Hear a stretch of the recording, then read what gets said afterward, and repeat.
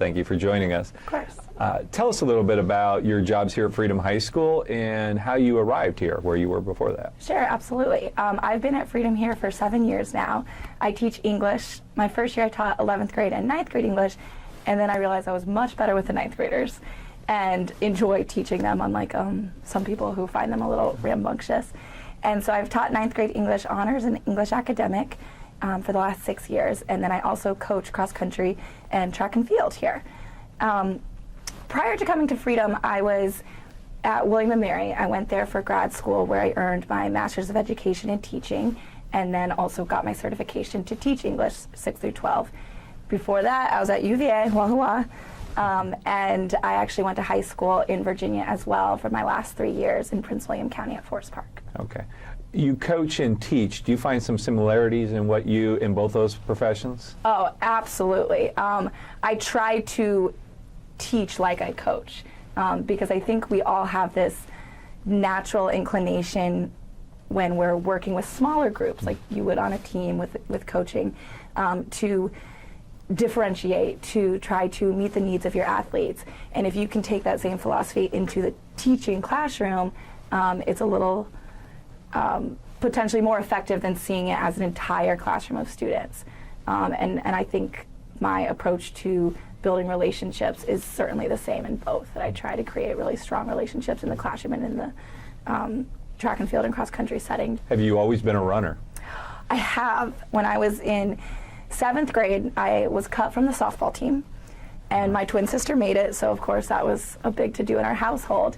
And the track team was still taking people. And so that was the year I had the lung surgery that now is known around the school. And so the track team was said, oh, we don't mind if you miss a month of the season, you can join us. And I did, and I've never looked back, so I continued to run ever since then, and it's become such a huge part of my life. It's funny that it started almost as an accident, but now I can't imagine not doing it. That competing through the high school level, did that inspire you to want to coach?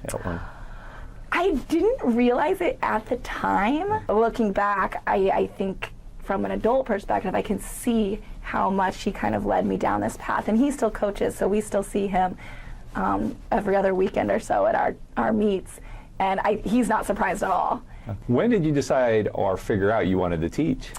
I didn't realize I was meant to teach until I was a second year at UVA.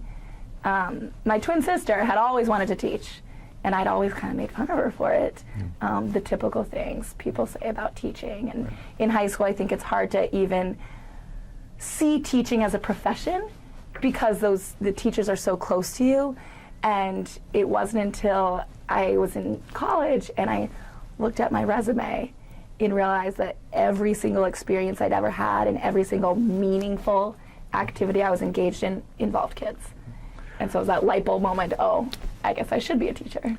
Now, in the students that you have, or the athletes you have, you see some teaching or coaching potential in a lot of those once you... Oh, we've already made big plans. Okay. We have several kids who've graduated who we already have plans that they're going to come back into teaching, and then we're all going to create a new school and create new teams because they, I think, start to see, especially when they're older, not the young ones, but by the time they're seniors, they start to see it as a more viable option. All right. Thank you for your time. Yeah, absolutely. Thank you.